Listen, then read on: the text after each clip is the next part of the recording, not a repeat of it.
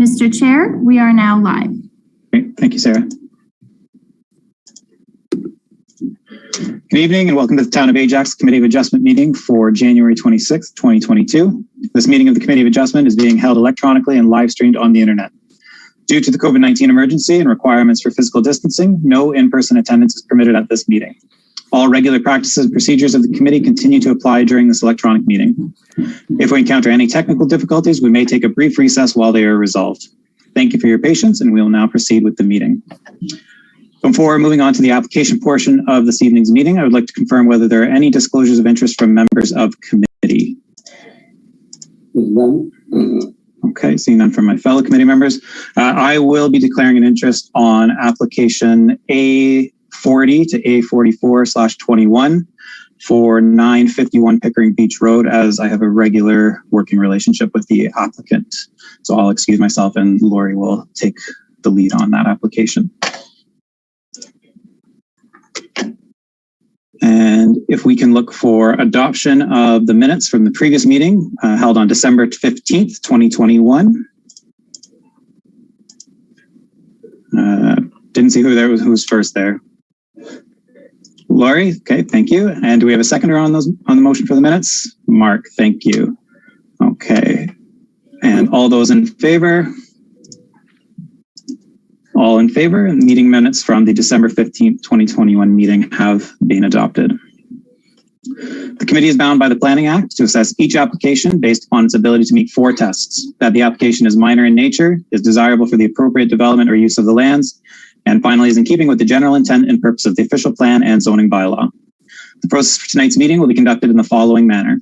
The applicant and or agent will be called upon and at their option may provide a brief description of the minor variance application they have applied for. The committee members may ask questions of the applicant and or agent, after which anyone with a direct interest in the application will be given the opportunity to speak either for or against the application. Once a motion is put forward by a committee member, there will be no further input from the applicant or anyone having interest in the application. After a decision is made, notice will be sent out and there will be a 20-day appeal period. Anyone having interest in the application may appeal to the Ontario Land Tribunal within 20 days of the decision of the committee.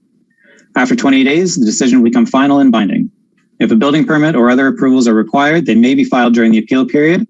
However, no building permits will be issued until the appeal period is over and the decision becomes final and binding. A respectful decorum during this evening's proceedings is expected of all present at all times. And moving on to introduction of the committee members, we have Mark Pavlik, Cecil Ramnath, Wasif Ahmed, Lori Roberts, and I'm the chair of the committee, Craig Whitfield. And with us from town staff, we have Eric Simpson, senior planner and acting secretary treasurer for the town of Ajax. Now, before we move on to the applications for this evening, just to pose it to my fellow committee members, we suggest holding down applications A40 to 44/21 for 951 Pickering Beach Road till the end of the meeting, as we do have a number of people present for that application by the looks of it. So if we hold it down to the end, we can get through the other items. If anyone sees any issue with that, we can hold that down. No, very much aligned. Great. Mark, I agree. Lori, Cecil? Yep, I agree. Great, thank you. So just to confirm, applications A40 to A44 for 951 Pickering Beach Road will be held down to the end of the meeting for the last application. Okay. The first application on this evening's agenda, application A39/21 for 58 Warwick Avenue. The variance is requested to permit a maximum area of 39 square meters for a platform that has a height more than 1.2 meters in height above finished ground level, whereas the bylaw requires a maximum permitted area of 30 square meters for a platform more than 1.2 meters in height above finished ground level. I understand the applicant is present with us this evening. For the applicant, town staff have written a report recommending approval of your application subject to 4 conditions within the staff report. 1, that the subject variance apply only to the property municipally known as 58 Warwick Avenue, as illustrated on the drawings submitted with this application, shown as figures 2 and 3 within the report, or the decision shall become null and void. 2, that the owner or applicant maintain the existing drainage on the property, or the decision shall become null and void. 3, that the owner or applicant obtain all necessary approvals and permits from the Toronto and Region Conservation Authority, or this decision shall become null and void. And 4, that the owner applicant obtain all necessary building permits from the town's building services section, or this decision shall become null and void.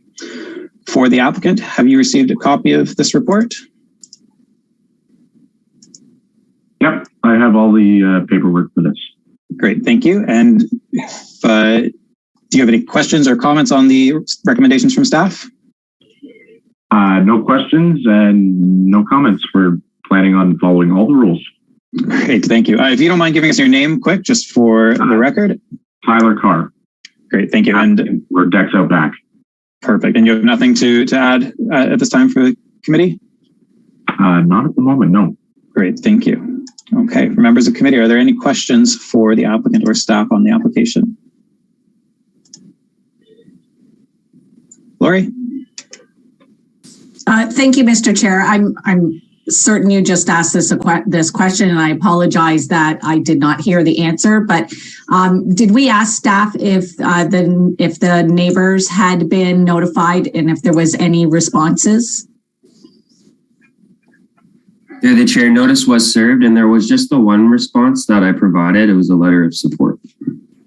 Okay, perfect. Thank you very much. That's all. Thank you, Mr. Chair. Oh, thank you, Laura. I did forget that, so thank you for keeping me in check. I thought I zoned out for a moment there. No, thank you. Okay, any other questions or comments for the applicant? Wasif. Good question for staff. Pardon me. The condition number 3, is that, maybe it's just me, but is that something that we normally, like the committee normally requests before or after the minor variance, the TRCA approval? The chair, it could happen either way. They've already reviewed it to an extent, and that's why they provided comments that they have no objection to the variances. So at the end of the day, they still need to get their permit because we can't issue our permit until they issue their permit. Okay, got it. It was just a sequence question. Okay, gotcha. Thank you. Thanks, Mr. Chair. Thank you. Okay, any further questions for the applicant or staff? Seeing none. Okay, and if you can see if there is anyone here to speak either for or against the application. And seeing none. Okay, in that case, if we can look for a motion on the application, please. Wasif?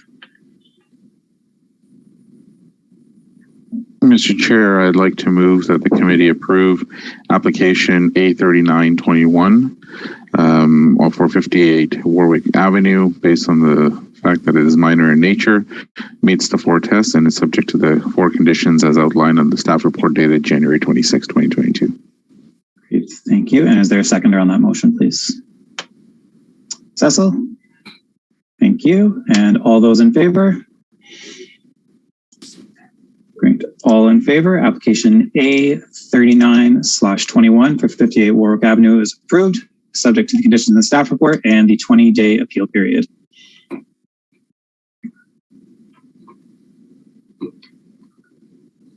Okay, moving on to application A45/21 for 20 and 30 Lowers Crescent. The variance is requested to permit a minimum of 139 parking spaces for a hotel and restaurant, whereas the bylaw requires a minimum of 146 parking spaces, and to permit a minimum setback from the front lot line of 4.0 meters, whereas the bylaw requires a minimum front lot line setback of 9.0 meters. For the applicant, staff have written a report recommending approval subject to 2 conditions within the report. 1, that the owner or applicant obtain approval of site plan application SP7/19 to the satisfaction of the town, or if the decision shall become null and void. And 2, that the owner or applicant obtain all necessary building permits from the town's building services section, or this decision shall become null and void. And apologies again, I skipped over this in our due diligence today. Again, Eric, can you confirm that notice was served and whether any responses were received? Yes, notice was served and no responses were received. Great, thank you. Okay, for the applicant, have you received a copy of the report? Yes, we have received a copy of the report, yes. Great, thank you. And do you have any questions or comments on the recommendations from staff? No, thank you. I'm satisfied with the recommendations. Great, thank you. If you don't mind taking a minute to introduce yourself, and if you have anything to add to the application, now's your opportunity. My name is Rajinder Chako. I am the architect of this project. Yeah, that's it basically. No comments, anything. Great, thank you. Okay, for members of committee, is there any questions for the applicant or staff at this time? Cecil? Yeah, through the chair. I note that in the report there is a statement about the high level of pedestrian connectivity, and I was wondering what pedestrian connectivity looks like. Can the applicant explain that? Yes, pedestrian connectivity is that we have parking, we have a connection from the parking spaces to the building. So a lot of area has gone into that, while as we could use that space for parking, but we left it, to plan it in a way that it is pedestrian friendly, that from the parking one could go to the building, without having any trouble with traffic with the vehicles. So that is a pedestrian connectivity in this project. That's what we are calling it the way it is. The design was done in such a manner. Okay, gotcha. And if I may follow up, Mr. Chair, to staff, there is a 4-meter point between the building and the street itself, and I was wondering whether that will provide or there's a potential for a blind spot at that location where the building is so close to the street and there's cars just going back and forth. Through the chair, sorry, Cecil, are you able to repeat some of that question? I just missed the end of it. Yeah, I'm sorry. Yes, I was wondering whether there was any blind spot issues at the 4-meter point between the building and the street. No. Oh, through the chair, no. I mean, our staff have reviewed this, including our transportation staff. There's no pinch points or areas that we perceive to be problematic. That 4-point is at the kind of corner rounding, which would help with any potential sightline issues anyways, the fact that there's a rounding there. So no, we don't envision it. At the end of the day, we actually encourage the building to be pushed as close as possible to the street. I see. Okay, thank you very much. I have no further questions, Mr. Chair. Thank you. Lori? Thank you very much, Mr. Chair. To the applicant, the one variance that's being requested is for the parking, and I do agree that it's a difference of 7 parking spaces, which is minor. However, when I looked at the number that is expected for hotel guests, restaurants, and staff, are we confident when you take all of those as a whole that there is enough parking? And in our report, it does say that a parking study wasn't done because the number appears to be so small. But I'm wondering if it's a big event that there's people there, you therefore have a lot of staff, and maybe it ends up being a great restaurant and local Ajax people go. Is there enough parking spaces? The chair, yes, staff feel that it is still an adequate amount. As the report kind of goes into, it's very rare that a hotel is at 100% occupancy. So the fact that you would have a hotel at 100% occupancy and the restaurant at 100% occupancy is highly unlikely. And even then, I think there's a good chance that a majority of people that do visit that restaurant could be people that are staying at the hotel. So I think when you consider all of the two, it's going to mesh out, it's going to work. So we do consider that the parking supply that's been provided will meet the demand. Okay, thank you very much, Steph. Thank you, Mr. Okay, any further questions for the applicant or staff? Seeing none. And if we can see if there is anyone here to speak either for or against the application this evening.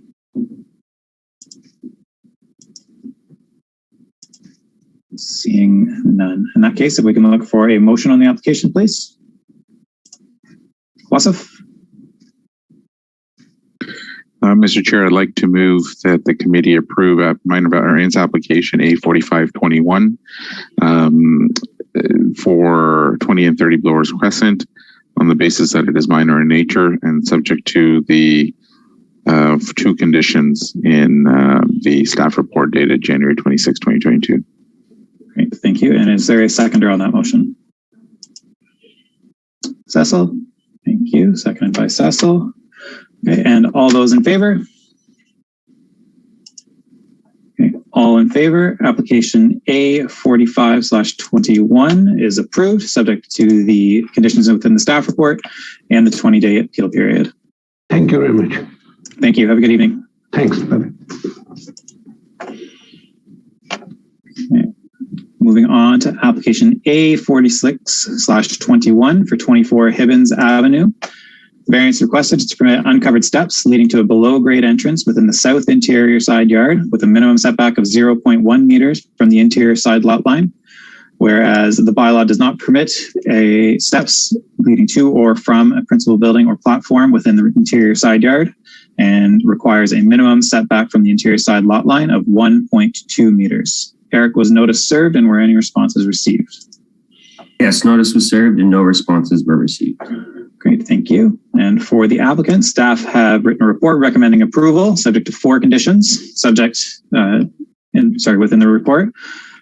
Condition 1, that the subject variance apply only to this property municipally known as 24 Hibbins Avenue as illustrated in figure 2 within the report, or this decision shall become null and void. 2, that the existing air conditioning unit be relocated as illustrated in figure 2 within the report, or this decision shall become null and void. 3, that the owner or applicant maintain the existing drainage on the property, or this decision shall become null and void. And 4, that the owner or applicant obtain all necessary building permits from the town's building services section, or this decision shall become null and void. For the applicant, have you received a copy of this report? Yes, I did. Great. And do you have any questions or comments on the recommendations from staff? No, thank you. Great, thank you. If you want to go ahead and introduce yourself, and if you have any comments you'd like to add to the application, now's your opportunity. My name is Midhat Abdel Masih. It's easier, Mike Abdel Masih. I would like to have the basement built later on for my daughter. She's going to get married, and as you could see how much the price is outside, so I would like to build for her an apartment here.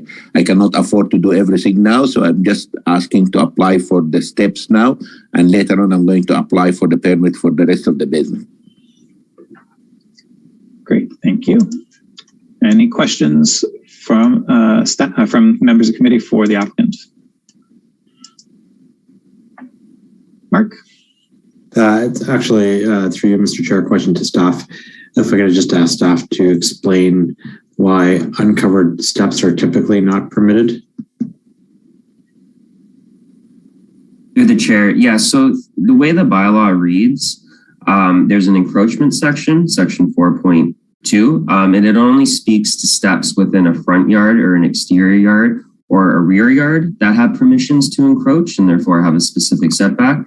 The side yard doesn't specifically include one. So we take that to mean they're not permitted to encroach, which means they have to comply with the dwelling setback. Understood. Okay, so it's not an explicit prohibition, but rather it's silent in the bylaw. Correct. It's a situation where because it's silent, we take it to mean it's not permitted. Understood. Okay, thank you. Any further questions from members of committee? Seeing none. Okay. Is there anyone here to speak either for or against the application this evening? Seeing none. Okay. In that case, if we can look for a motion on the application, please. Cecil? Mr. Chair, I move to approve minor variance application 4621 for 24 Hibbins, subject to all staff conditions. That is minor in nature, desirable for the appropriate development and use of the land, and is in keeping with the general intent and purpose of the official plan and zoning bylaws. I move to approve. Great, thank you. And is there a seconder on that motion? Mark, thank you. Seconded by Mark. All those in favor? All in favor, application A46/21 is approved, subject to the conditions within the staff report and the 20-day appeal period. Okay. At this time, I am going to excuse myself from the meeting. And Lori, you are, if you're ready, you can take the reins. Thank you very much, Mr. Chair.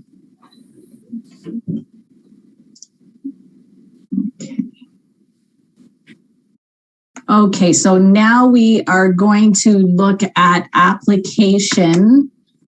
Sorry, I got to pull it up on my screen. A4021-2-A44-2021 for 951 Pickering Beach Road. The variances that are being requested is to permit a maximum area of 36 meters squared for a platform more than 1.2 meters in height above the finished ground level.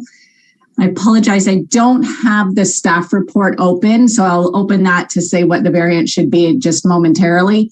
Also to permit a maximum building height of 9.5 meters, as well as to permit a maximum lot coverage of 36%. Just bear with me one moment. I do apologize. I can quickly open that.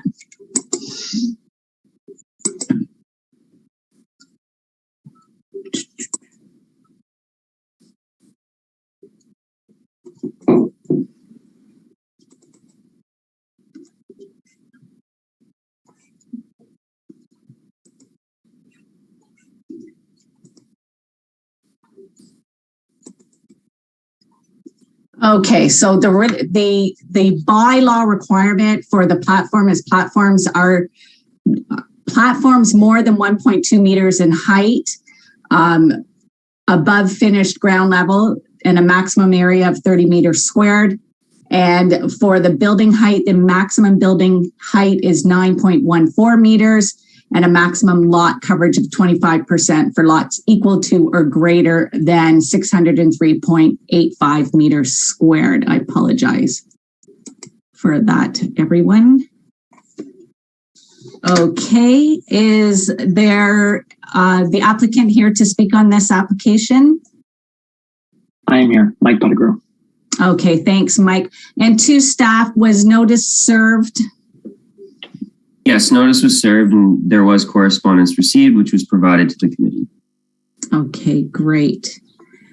Okay, I'm just going to go back over. So when we look at the staff report for this application, we can see that there are 3 conditions for this application, and it's that the owner applicant obtain final approval of the land division application LD-2021-00029 to 00032, all inclusive, or this decision shall become null and void, that the owner applicant submit a Pickering Beach site plan application to the town and obtain approval of such application for each proposed parcel, or this decision shall become null and void.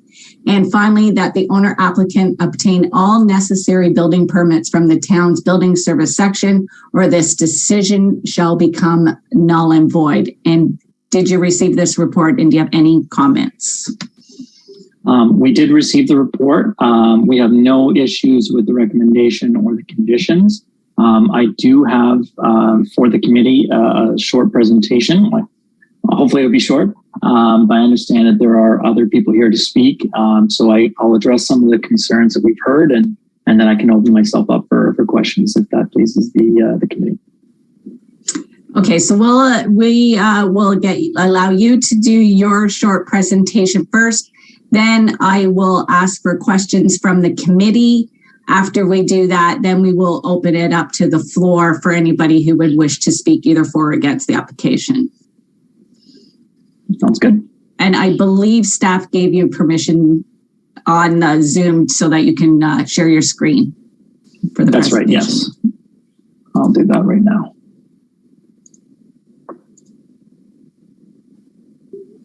Okay, and that's coming in clear?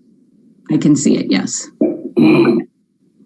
So good evening. My name is Mike Pettigrew, Senior Planner with the Bigley Area Group. And as noted, we are the applicant and agent for Highmark Homes, who are the developers and the owners of 951 Pickering Beach Road. As you heard, and I apologize if you make sure I don't slip back and forth. The property is located at the southeast corner of Pickering Beach Road and Range Line Road.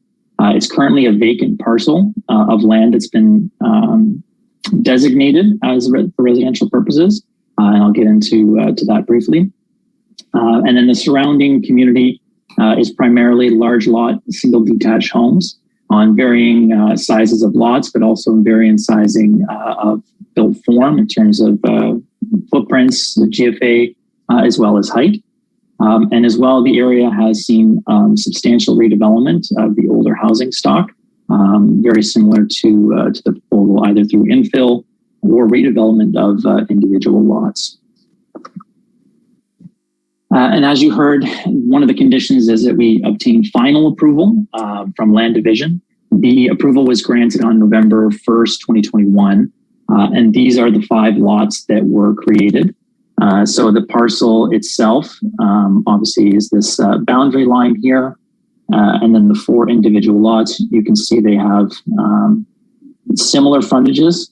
Lot 4 is the wider frontage because of the required side yard setback to the street. But they are all of them are otherwise meeting the zoning for 50-foot frontages. But then, of course, the lot areas all vary depending on the location on the site.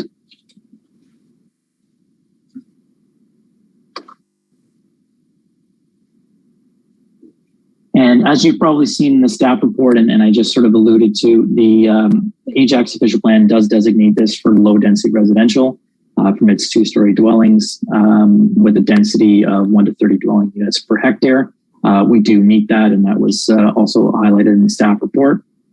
The zoning on the property is R1-B with the site-specific for the Pickering Beach area, exception 18, which does permit single detached homes and up to 2 stories. And then, as you've heard, we are seeking a few variances to that. The designations, both as I mentioned, do permit this proposed development. And one of the elements to consider from the official plan perspective is, of course, the infill policies and how the development works within the community. This image is from Google Earth, and we have dropped in the same lot pattern or lot siting plan that you see here. We have dropped that into Google Earth to scale, just to show the relationship of the 5 lots and the proposed buildings on each of those in context with the surrounding community. And you can clearly see that they are all single detached homes, varying sizes. And of course, even the buildings that we have are varying in size, but they are very similar in size, setback, building length, and width. The variances that were requested, I won't reread all of them, but you've heard them. We're looking for a variance to the size of platforms. We're looking for a variance for the overall building height, and we are also looking for variances for lot coverage. And it was highlighted in the staff report, but I just wanted to be clear that although each of these properties, as you saw, have different lot sizes and the characteristics, these variances that we're requesting will apply unilaterally to all 5 of those lots. And that was through discussion with staff. That is to ensure there's consistency being applied on this development as a whole. So whenever we speak of these variances, we are applying them to all 5 of those lots. In terms of the 4 tests, we agree with staff's recommendation and the comments in the report. It's our professional opinion that both individually and cumulatively, the variances that are being requested are in keeping with the official plan. They are in keeping with the zoning bylaw. They're desirable for the surrounding existing neighborhood, and they are minor in nature. And I will go through a little bit about each of those variances for you now. I can, before I get into this, I'll just back up that as already talked about in terms of the official plan, and without getting into depth, because I know you've probably read through that comprehensive staff report, this does meet the intent of the official plan in terms of low density designation. There is also an area specific policy 6.3, which is an overlay, but it's a very broad designation, and there aren't any directly applicable policies there. So it does not offend or contravene any of those. And furthermore, as stated before, that does meet the required density. It does meet the overall massing and build form in terms of 2-story houses within the neighborhood. And it also does comply with and is respectful of section 3226, which is the intensification and infill policies of your official plan. And that deals with developing lots of similar pattern, orientation, characteristics, and use, and so that they are compatible with the existing development. So with regard to the platform variance, we are seeking, or a client is seeking, to increase the platform by 6 square meters.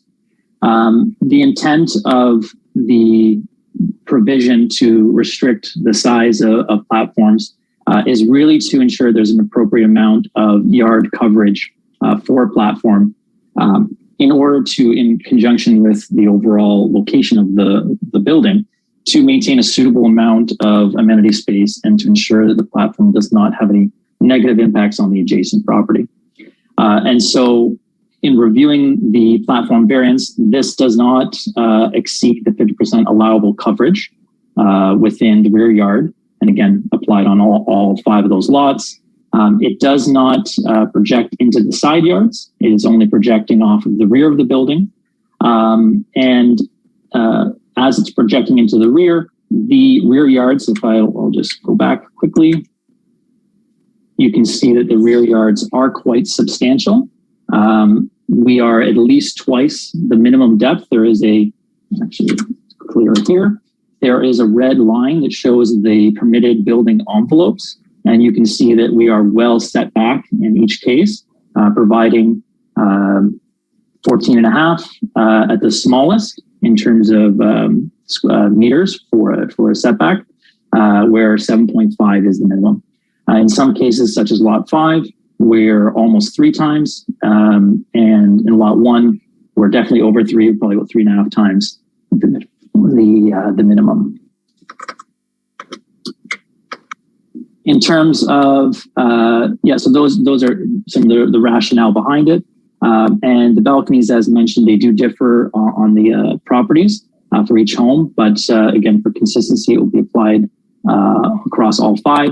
And we agree with the position that was in the staff report. The platforms in their location and based on their setbacks and the location on the proposed lots does not and is not anticipated to create any negative impacts in terms of overlook or privacy issues on the existing homes that are surrounding.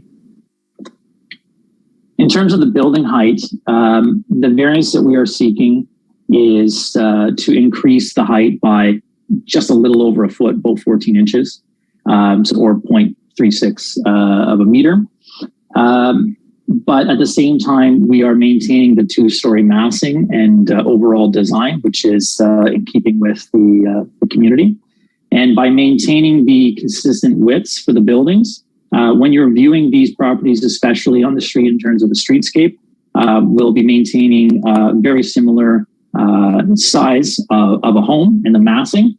And realistically, when you think about adding a foot to a home on a scale that is at on a 50-footer, it will not be noticeable in any substantial way from the street.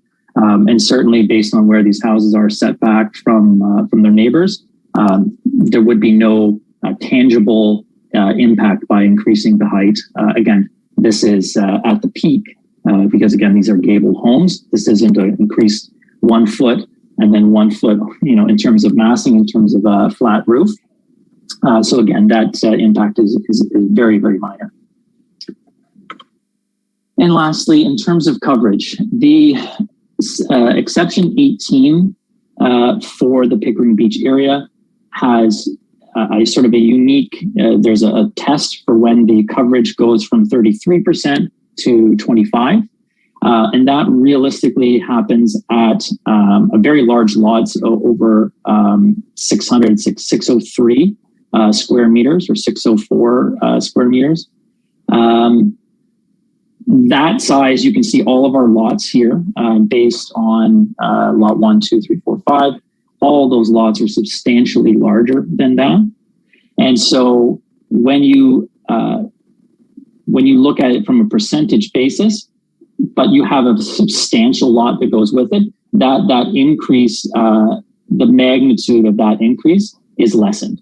If you have a 33% or 25% and you have a very small lot, that impact is felt greater than it would be on a lot of this size.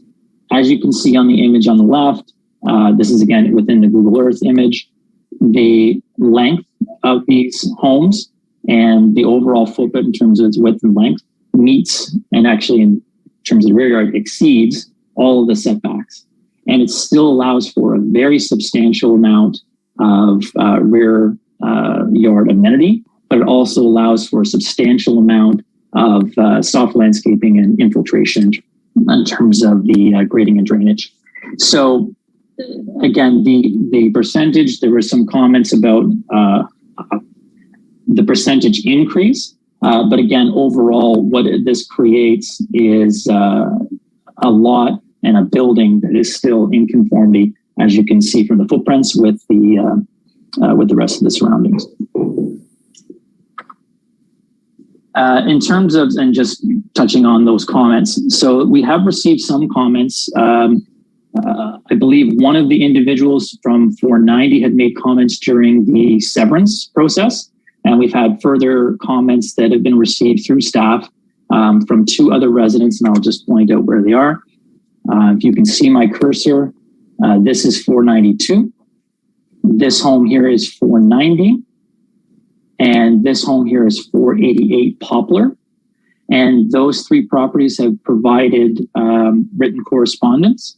And at 490, there was some correspondence that was provided, similar correspondence and now some additional ones, but at the time of the land severance. And as you can see, and I believe some of their own materials, these are newer homes as well, but there are varying sizes, varying heights. I believe the middle one here is a bungalow, and you have 2 stories on either side. And so some of the comments that we have received, a substantial amount of them are concerning the existing grading and drainage issues that they have. There's some flooding and ponding on their properties. There may be some issues related to that ponding that are happening because the site has been vacant. And so any of the ponding, the property grades from Pickering Beach towards these homes. And so as part of the overall grading and drainage plans through the site plan application, which you saw was a condition, grading and drainage will all be reviewed by staff. And it's really not so much a zoning or minor variance issue. It really becomes a site plan related issue, and those things can be resolved. We have made initial submissions as part of the work for the land division. We submitted a grading and drainage plan, and we continue to refine that with AJAX staff. When it's the appropriate time, I'm sure you could ask additional questions of staff on that.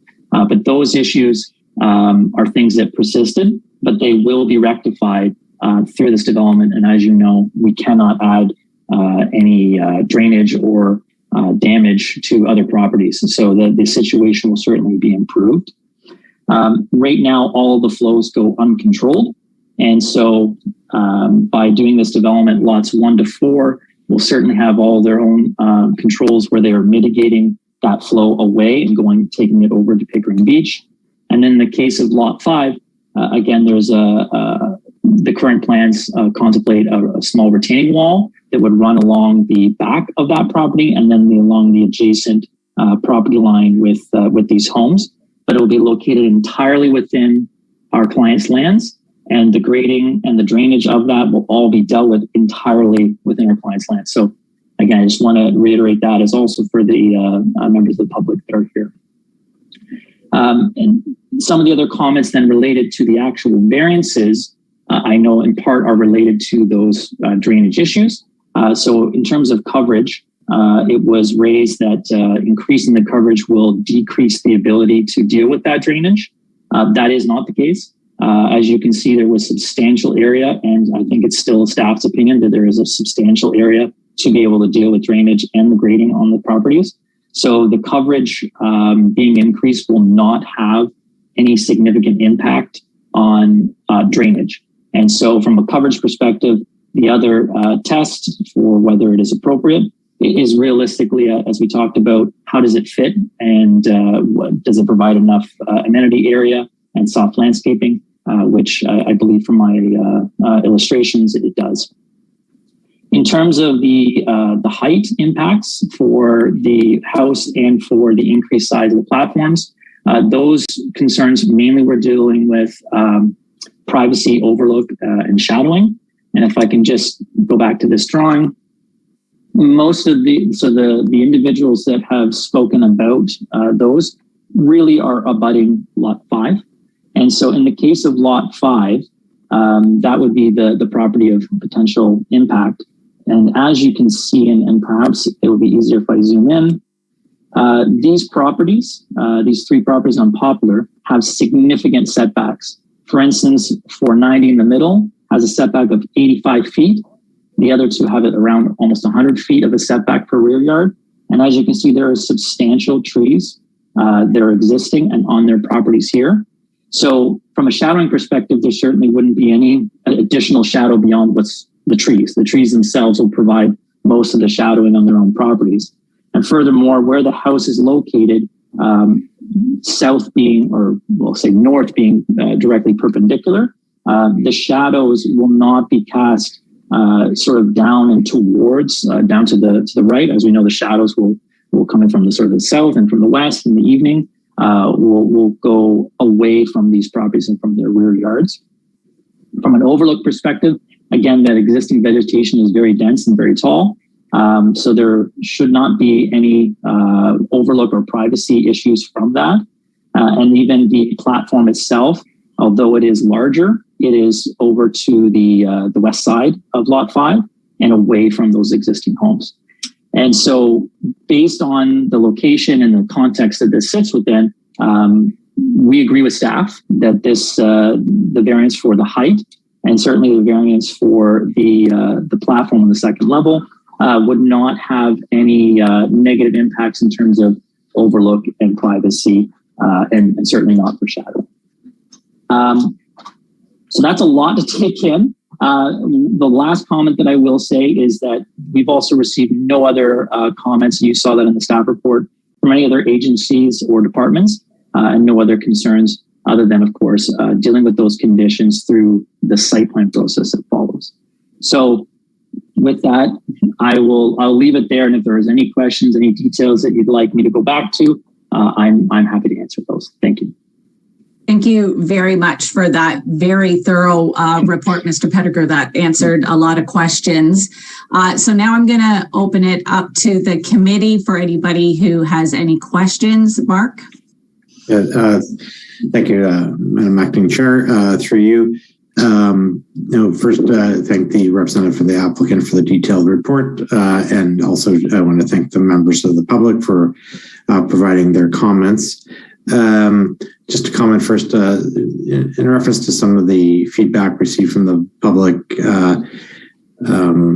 it is outside the scope of this committee for, as far as the grading and Bell Canada service locations, etc. So I just wanted to provide that information, as we wouldn't be contemplating some of the comments received at this committee as it's outside of our scope, and perhaps there's other venues to have those addressed. So in regards to this, this particular application, through you, Madam Chair, to staff. I do agree that the second variance regarding to the building height is insignificant. We're talking about a foot difference. So I agree with the representative from the applicant and staff that this would not have any impact whatsoever to the neighbors. It's such a small amount and wouldn't be noticeable or provide any shading difference whether the property was a foot shorter or not, and acknowledging this is just the peak and not the mass of the roof. Regarding the variances 1 and 3, the coverage specifically, I just wanted to confirm, and I think the applicant made some reference to this in his presentation, that these are not atypical for the area, and have granted similar variances in the past in this specific area. I think to my eye, at least the properties on Poplar, particularly that one in the center of the 3, seems to exceed 25% coverage alone. So I'm assuming that property has had obtained a variance in the past, or in otherwise is exceeding the coverage. But more generally, is the variances requested for number 1 and 3? Does staff agree with the applicant that these are typical and have been granted in the past in the specific area? Through you, Madam Chair. Yeah, so it really varies over the entire neighborhood. Yes, we've definitely done variances in the past for even higher percentages. I think last year we had on Poplar, 513 Poplar, I believe it was 42%. We had 39% also on Ebony Street, and that was just last year. The adjacent properties at 490 to 488 Poplar, they didn't receive variances. So they would comply, but as you can see, it's all proportionate. When you have a lot of this size, even with an increase to 36%, you can see it still doesn't result with an overpowering footprint. Great. Okay. Thank you for that. Madam Chair, I turn it back to you. I don't have any questions at this time. Thank you very much, Mark. Cecil? Through the chair, to staff, it is noted that flooding is an issue in the area. Will the grading plan guarantee the elimination of flooding on the proposed development as well as the adjacent area that is currently being flooded prior to any building, prior to any approval being granted to go ahead? Through the chair. So yeah, there's a series of approvals that still have to happen. Staff are going to review a grading plan that looks at all 5 lots together before we approve the final or consent to final approval of the land division applications. And then additionally, on top of that, there's going to be individual site plan applications for each lot, which will have a lot grading plan for each lot. So it's almost as a double review, if you will. And through that process, it's my understanding that these drainage issues exist because this subject property isn't draining properly and it's resulting with flooding onto the adjacent properties. This subject property is going to have to be graded to conform with all of our engineering standards. So the intent is that, yeah, if there's an existing issue, that's going to be rectified because anything that gets graded on this property has to conform, and our standards aren't going to allow for something that drains onto another property or adversely impacts an adjacent property. Gotcha. Thank you very much. So I got a question for the builder through you, Madam Chair.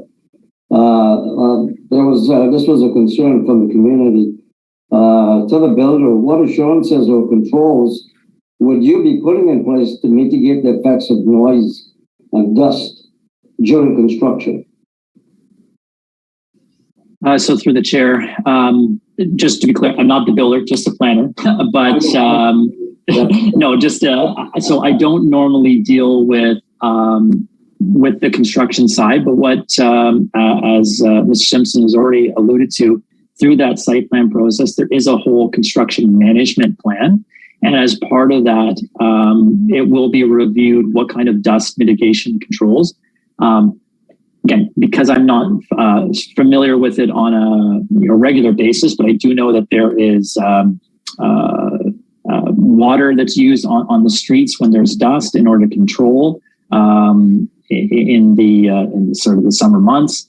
And noise, it has to comply with the timeframes for construction with your own bylaws. It might be a better question of staff because they'll have more information on that, but certainly we will work with staff and residents as we go through. I know there will always be a site super that would be available and they can answer any complaints or any issues or concerns that come up, and they will be on site during that construction. So that is something as well that they'll be given the name and the person that will be there to answer the questions on site right away every day. Thank you. And before you continue, Cecil, if I can just interrupt for one moment, I apologize. If I can please ask, I believe the name is Patricia Nye. Apologize if I pronounced your last name wrong. Can I get you to just turn your camera off until it's your turn to speak? Thanks so much. I appreciate. Oh no, you're on again. Yeah, thank you, Madam Chair. I was wondering. Thank you. Sorry. Thanks. Yes. Go ahead, Cecil. Thank you, Madam Chair. And I was wondering whether staff can add anything to the answer that was just provided with respect to dust and noise mitigation during construction. Through the chair, yeah. So like the applicant had indicated, there's a site super on site. I mean, it's kind of common engineering construction management practices that things are going to be resolved and mitigated as much as possible. There's no denying that there will be some impacts. I mean, that's just construction in general. But anytime, like we have inspectors, engineering, building inspectors who are on site, anytime we have an issue, we have to deal with it immediately. We do have a noise bylaw, which can prohibits, construction during certain times of the day. That is something that has to be maintained. And yeah, I mean, we would look at, different things through the different sediment and erosion control plans that are, combined with the grading plan to make sure that there isn't going to be, there's a proper silt fencing put in place. There isn't adverse, drainage going onto other properties and all of those kind of impacts. So it is something that we do look at. It is something that's kind of controlled on a, as complaint basis, but it's not something that's new to the town. We deal with it all the time. So. Thank you. Thank you very much, Cecil. Any further questions from committee? Wasif? Through the acting chair to the applicant, Mr. Pettigrew, can you maybe just comment a little bit in terms of parking? I don't think I saw that in your presentation. Could you maybe just address in terms of what kind of parking will be available to these 5 lots or the residents of these 5 lots? Yeah, certainly. So all parking will meet the standards in terms of number. And there are going to be double car garages, and you can see the driveways have been shown, just highlighted where the proposed driveways would be. They're being paired, which is a request from Ajax. So lots 1 and 2 are paired, 3 and 4 are paired, and then lot 5 it's on its own. And so there will be parking available on the driveway for 2 cars, and I believe 2 full spaces currently proposed within the home itself in an attached garage. Okay, thank you. And may I ask one more question, Ms. Chair? Absolutely. To the planner from town, Eric, can you tell us just in terms of what's available in terms of on-street parking at that crossroads of Range Line and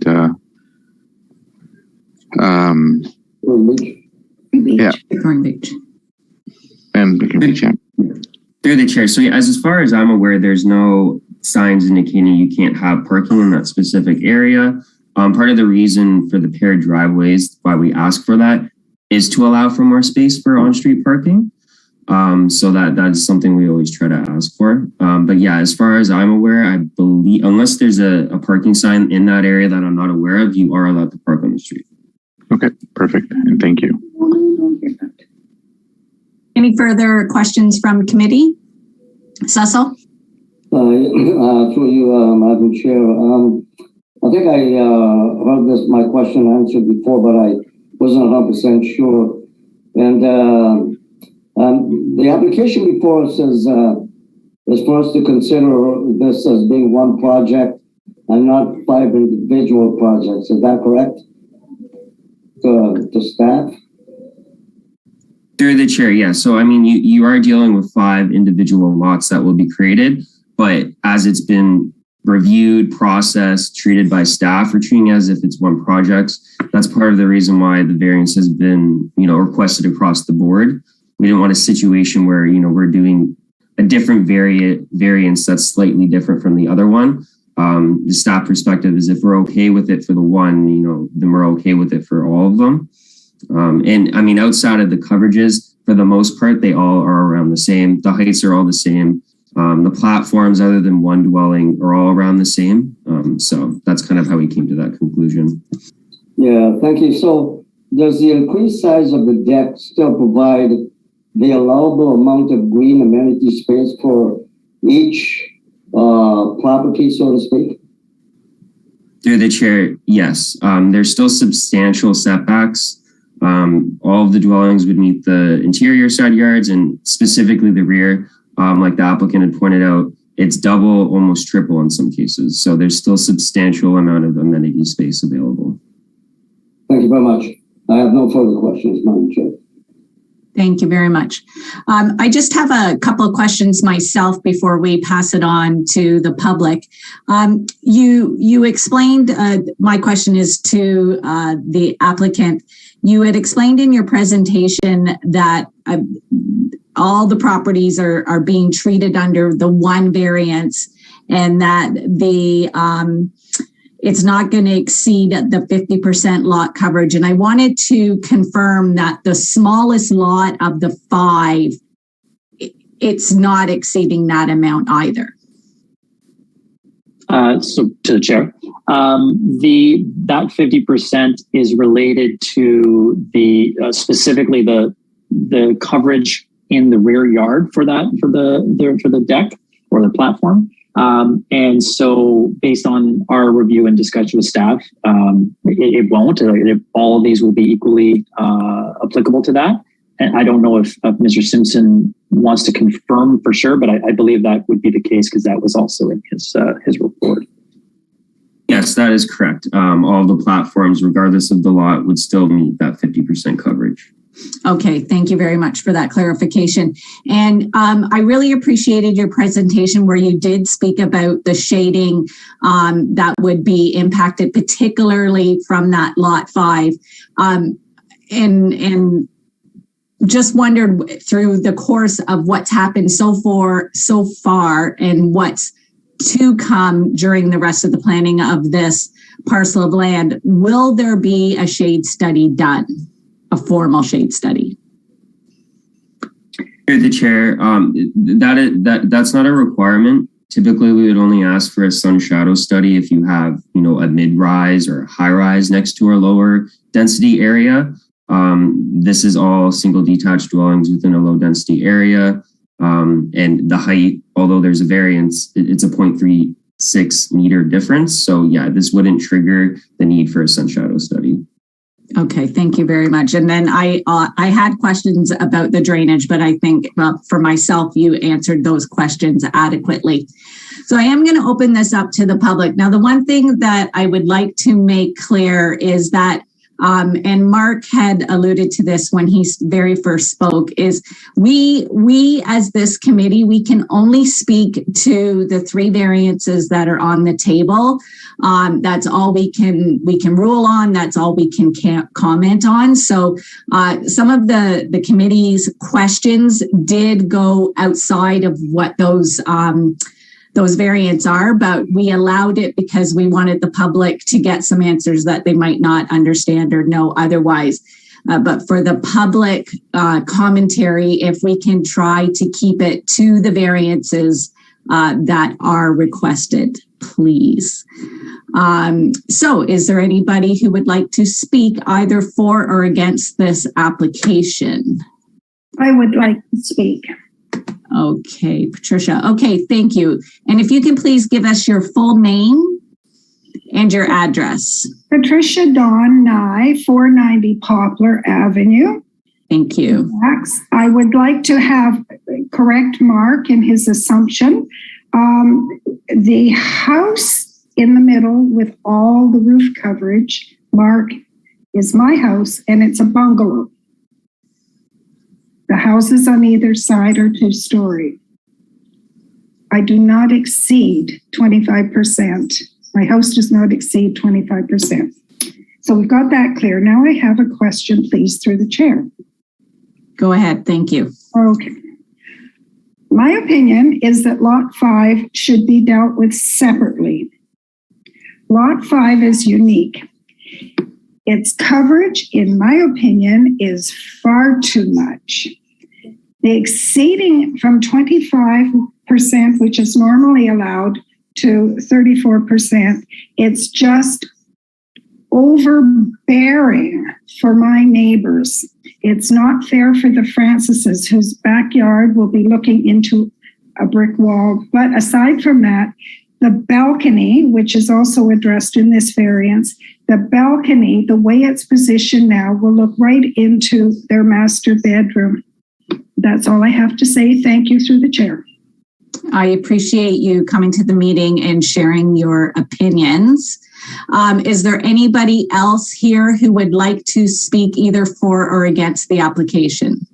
Yes, it's David Francis of 492 Poplar Avenue. Thank you. And I have a presentation to go through as well, but I can't share it with you because I didn't get the allowance to put it on screen. And I would like to focus on the variances first and then I'll talk about the drainage issues last, as you did in the committee as well. Madam Chair, sorry to interrupt. Would Mr. Francis like the ability to share his screen with the committee's permission? I wasn't aware he had a presentation. I'm okay with it, Madam Chair. So, Mr. Francis, are you wanting to share your screen? Well, right now I've got my presentation opened up as a Word file, so I'm not sure how to technically do that. Okay. Okay, you can just verbally do the presentation. Thank you. Like if I just drag it over to the window, does it show up? Yeah, I'm not sure. I apologize. I'm not sure if that will open it or through not. The chair. You're still able to, even if it's a Word document, you're still able to share that.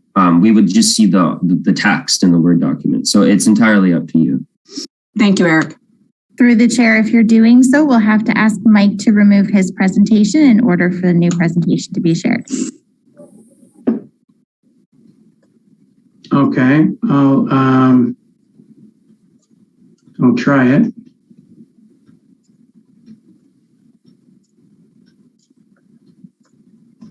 Yeah, I probably need about possibly 20 minutes. 20 minutes for what, Mr. Francis? Oh, for the presentation, if it would be allowed. First, can you see it? No, we can't see anything. I'm not. I've dragged it across. It doesn't work. Yeah, unfortunately. I am going to have to ask you to condense your presentation to less than 20 minutes because normally it doesn't, we don't normally allow that long for individual presentations. If you can make your presentation as succinct as possible, that would be appreciated. Yeah, it is designed that way, so I can do it faster. That's fine. Thank you. I appreciate it. Thank you. Okay, so first of all, looking at the lot coverage, the houses are being built 44% larger than what's allowed presently by the bylaw. Like if you look at the difference between the variance is asking for 36%, the bylaw says 25.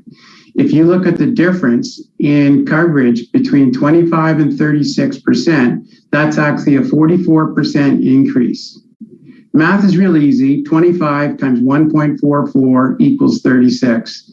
So you're asking for houses that are 44% larger covering the lot. In terms of density, you've got 5 lots going in on this land. And you mentioned, which is increasing land density for that whole corner. When you mentioned that there's the odd house in the neighborhood that is large, yeah, that's one house between 2 neighbors, and that's one house between 2 houses. And this is different. This is 5 lots, so you're increasing the density. This affects the drainage because runoff is faster from a roof and becomes a higher surface water volume to the ground because of the oversized footprint with less chance of absorption, again, due to the oversized footprint. Going back to lot coverage, with this high lot coverage, you're removing the canopy of trees and other vegetation critical to the environment and water absorption essential in the Pickering floodplain. This property is adjacent to the floodplain. And lot 5 causes 100% shading of 492 poplar beginning in the afternoon. There's a comment about that, the shading's not going to be so bad. Well, you know what? It's a wall. It's a wall. Sunlight will go through the trees, especially in the wintertime when the leaves have fallen. So if 25% coverage is met for lot 5, only half of 492 poplar is in the shade because the house length would be lesser by about half of the width of my backyard. My backyard's 50 feet. It would drop to about a 50%. The sun, I would have 50% of the time, I would have the sun in the backyard. Building height, the building height variance plus 1 meter of landfill. When we look at the house behind us, lot 5, you've got 1 meter of landfill going in there to get that house up for the retaining wall. And that further adds shading. So your landfill adds 1 meter of height for lot 5. So the overall height from my grade is the lot 5 building height, 9.5 meters, plus an additional meter making 10.5 meter total height that I'm looking at. And the bylaw says 9.14 building height needs to be, and this needs to be met. Because I'm looking at a 10.5 meter high building when I look at the roof, because you're adding the 1 meter of landfill. Sorry, Mr. Francis, I apologize. We lost you for like 1 second there. Can you just repeat like just the last part that you just said? I missed. Okay. So you're looking at 1 meter of landfill plus the 9.5 meters of the building height, taking to a total of 10.5 meters. So that's what I'm looking at from my grade and from the original grade of the property right now. So the bylaw should be met, the 9.14 meter building height, that should be met. Houses on 492 Poplar, 490 Poplar, 488 are all custom homes and they met the height requirement. I designed my own house. 492 Poplar Avenue is a house that I designed. And when I designed it and submitted my drawings, I was able to conform to all Ontario building codes and town-specific bylaws. I conform to them all. So I'm a designer of houses, and I don't see why other builders can't conform to codes and bylaws. From my experience, solutions like pitch, moving it to 12.4 or reducing the ceiling height inside the house will easily allow for the requirements to be met regarding building height variance. This is why we want the lot coverage and building height bylaws met for lot 5. Going on, the balcony, okay, that's lot coverage. The balcony is shown as 9.4 meters by 7.2 meters.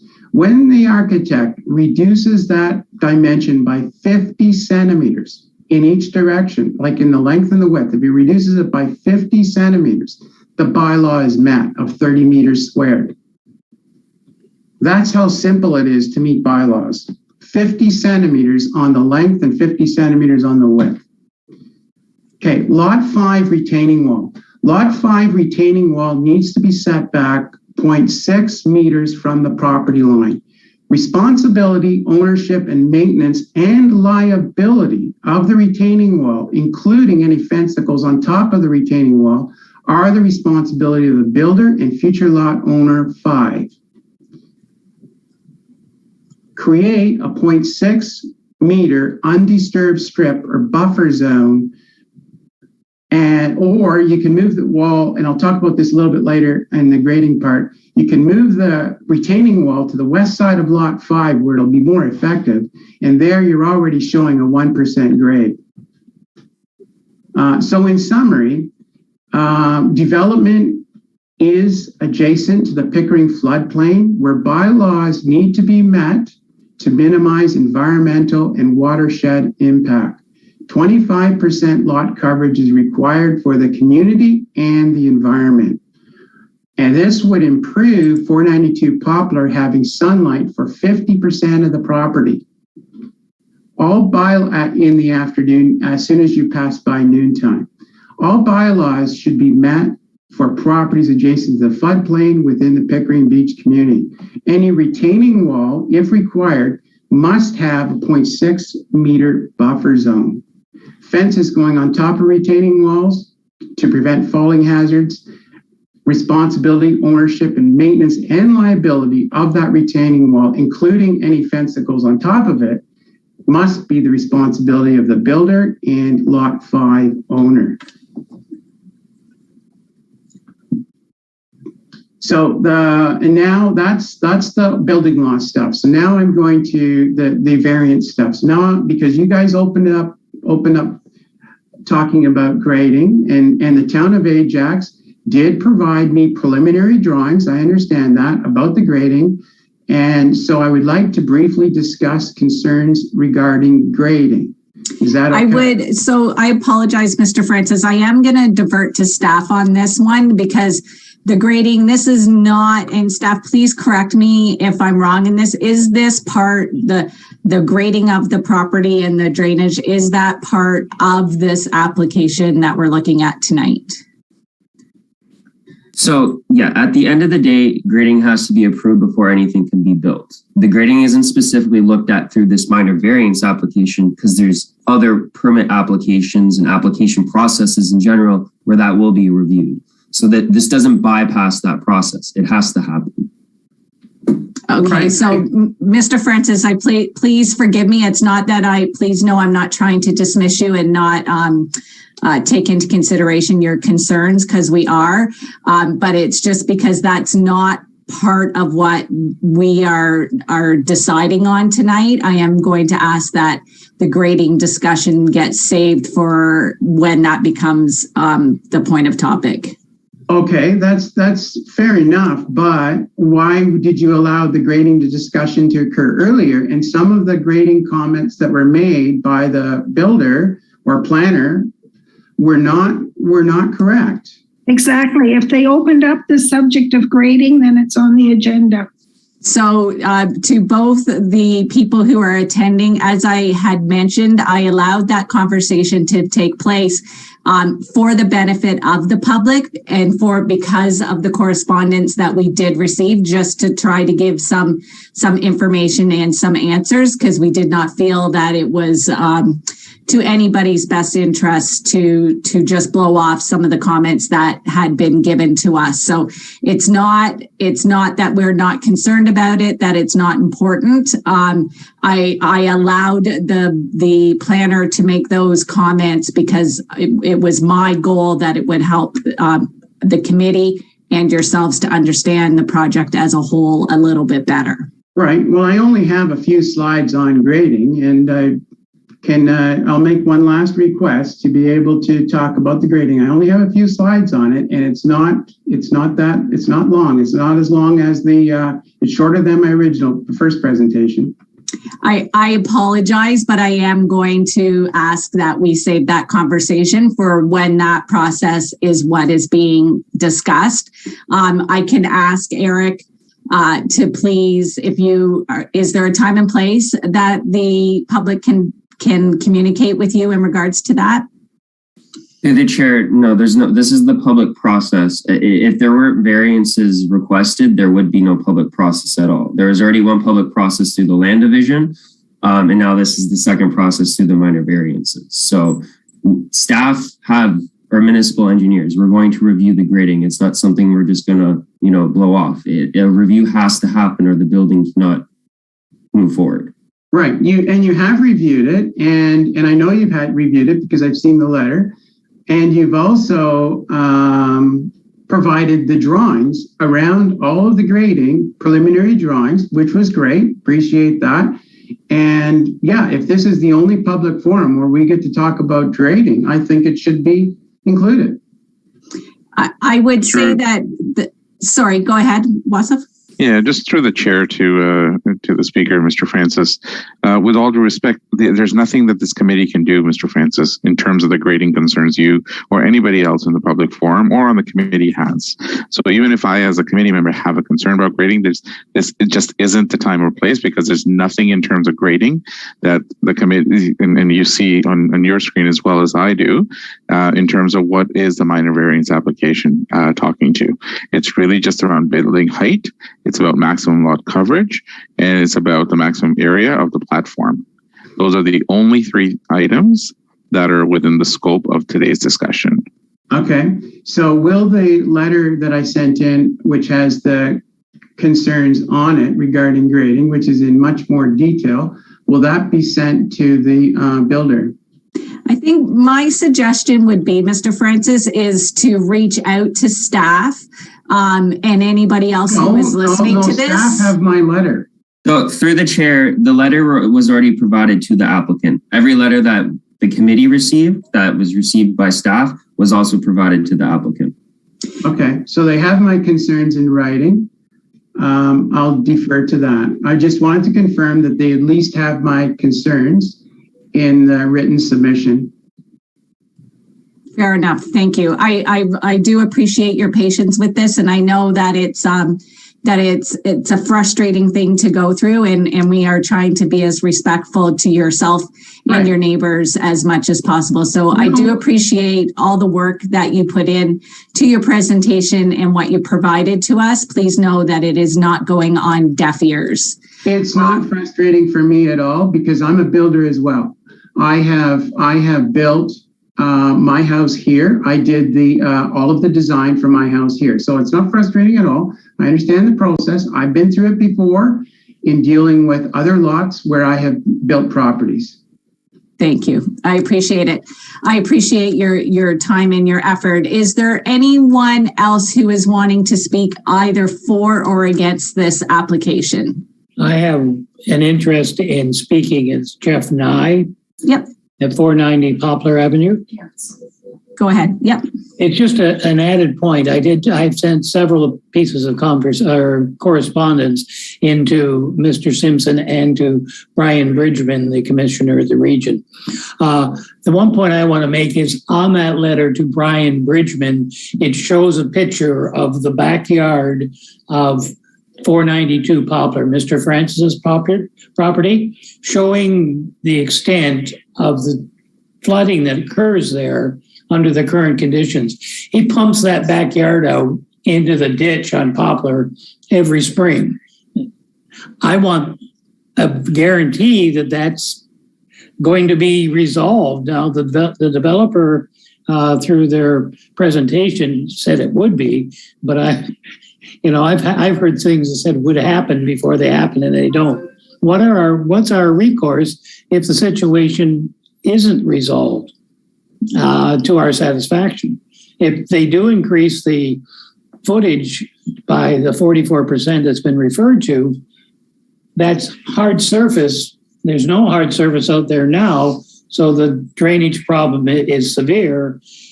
What's it going to be like after the construction of the buildings, particularly Lot 5? I understand 1 through 4 is going to drain out to Pickering Beach, but Lot 5 is a concern for the residents at 88, 90, and 92. I apologize to interrupt you, Mr. Nye, but I think this goes back to my same comment as Mr. Francis, that we appreciate your concerns about it, but though that particular conversation isn't part of the 3 variances that we're looking at tonight. The planner did comment on it to say that they feel that that particular situation is going to be taken care of. One of my colleagues, he did asked a question about it as well. And staff commented on it. So I think as far as where we are right now, I think that we've answered that question to the best of our ability that we can in this particular setting. Wasif, did you have something that you wanted to add to that? Yeah, just very quickly, Madam Chair, and through you to the public, is really, and again, to town staff, they've kind of highlighted the fact that there will be a series of engineers and professionals, which we are not, at least I am not an engineer when it comes to this stuff, that will actually be looking at the scenario of grading. And I think, if I can quote the town planner earlier, I think what Eric had mentioned is that it will need to conform to the surrounding properties. And if it doesn't today, there's certain reasons for it, and I wouldn't want that kind of ponding. I have seen all the correspondence that has come in, and so has my fellow committee members. So none of this has actually not been registered. It's been sent back to the applicant as well. So we all have seen all of the pictures that you guys have sent as well, and we appreciate that diligence. However, we are not in a position, and in this forum, because we're not professionals, to be able to write down a guarantee or even talk to a guarantee of that it will be fixed. We are just as well going by what the town and the Planning Act is telling us to say, well, there's going to be a building permit process, at which point they will look at that grading and they will be conforming. So I have to trust that that will take place as part of that official process. Thank you, Madam Chair. Thank you. Thank you for clarifying that. And I apologize, Mr. Nye. Please know that we're not trying to blow you off or brush you off, but there just is protocol that we have to take. Did you have any further commentary that you wanted to speak to in regards to the 3 variances? I understand your comments and the issue about the drainage. It does relate to the topic today in the point of the coverage, though. That coverage will affect drainage. You can't take one out of the other discussion, and the variance of coverage will exacerbate that situation unless something is done to resolve it. And that's the only point that I want to make. And that is relevant to your committee and this discussion. It has to be. Okay, I appreciate that. Okay, and I appreciate you clarifying that and bringing it back to the first point in the staff report. Wasif, did you have a comment that you wanted to make? Yeah, and I guess once again, like I've already confessed, I'm not an engineer, but I the one thing that kind of seems to me, and just in terms of layman's eye, is really that the lot coverage of 36%, depending on the grading of how that's done. And this is where the grading conversation comes back. I get the fact that the two are intertwined, Mr. Knight, but if the grading we are being told is going to conform, regardless of maximum lot coverage or including maximum lot coverage of 36%, you could be at 98%, but if the grading is done in a certain fashion that is actually pulling the water away and the swales are built the other way, there should be no adverse impact. But again, yes, I don't know that, but that's where, to me as a committee member, the 36 versus 25 still, at least in my mind, still continues to be minor, just because I'm getting that assurance from the staff that there is a process that looks at grading beyond that. So that's all I wanted to add to Madam Chair. Thank you very much. Is there any, Mr. Nair, do you have any further additional new comments to make in regards to this? No, that's fine. Okay, thank you so much. I have one final comment I would like to make with regard to items 1 and 3 on the variance. Yep. Okay. What it is the maximum lot coverage and the building height. Would like to get a formal shading study done to see the effect, because I think that what was presented earlier is just conversation. I would like to request that because of the lot coverage and the maximum building height and the raising of the ground by 1 meter, a formal shading study for 490 and 492 Poplar. I think I will defer that question to staff, but I did, in my questions, that was something that I did specifically ask to.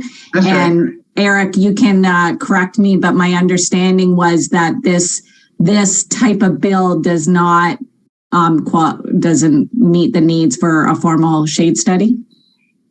That is correct. If staff would have felt that this was the appropriate mechanism to ask for one, we would have made it a condition. I mean, we do ask for sun shadow studies for development proposals. This is not one that would qualify for that. However, the committee can add conditions as they see fit. That is your ability.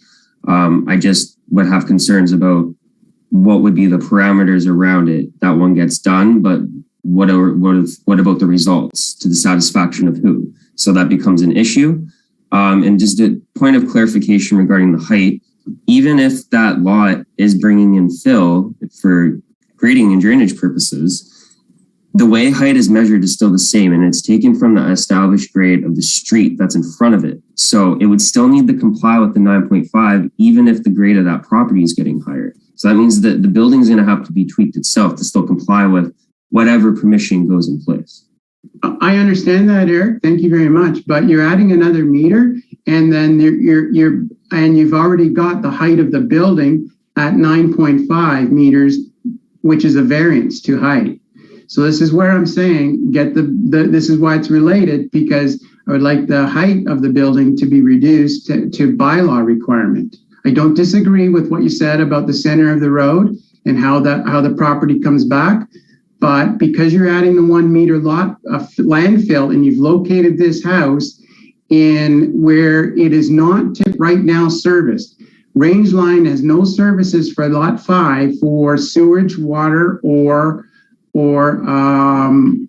storm sewers, sanitary, or water. So that's why I would like to request some kind of a sunshade study because the height is coming pretty big and it's covering the full 100% of my backyard.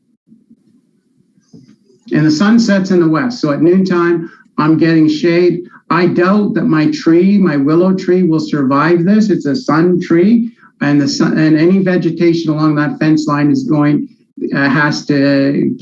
going to survive in the shade.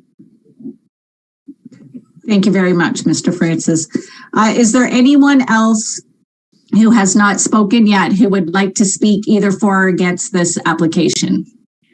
Hello, Madam Speaker. It's Patricia and I just want to clarify that I am opposed to lumping all the 5 lots together. I'd like to see lot 5 separated and dealt with individually. Thank you. Thank you. Thank you for clarifying that. I appreciate it. Seeing that there is no further discussion or anybody speaking for or against this application, is there anybody from committee who would like to form a motion? Cecil? Yeah, Madam Chair, I move to approve minor variance application 84021 to 84421, subject to all staff conditions as it is minor in nature, desirable for the appropriate development and use of the lands, and it's in keeping with the general intent and purpose of the official plan and zoning bylaws. I move to approve. Okay, do we have a seconder? Can I just get a point of clarity, Madam Chair, on that? Yes. So on the motion, did you lump all 5 applications in one, Cecil? So did you? Yes, I did. As one project. I omitted those words, but I'm lumping all 5 into one. Okay, so we have a motion on the table to accept the application, treating all 5 as the applications. Wasif, I have you as having seconded. Is that correct? No, you have not seconded. Okay, do I have a seconder for Mark? I have you as seconding. And before we vote on it, is there any discussion from committee in regards to the motion on the table? Wasif? Is there an opportunity, and maybe Madam Chair, I'm not sure if the question's for us, the committee, or for staff, but is there an opportunity to separate the applications? You can make an amendment to the motion if you wanted to amend it to say something different. Then we could vote on the amendment on the amended motion.